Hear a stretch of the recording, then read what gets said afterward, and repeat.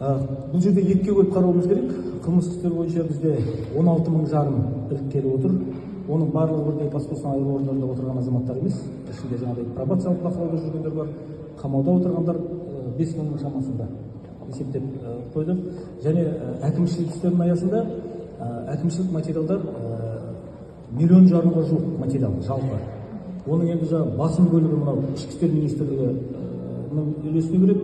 Ішкі істер министрлігі жағынан бұл жерде 1 миллионға жуық әкімшілік материал.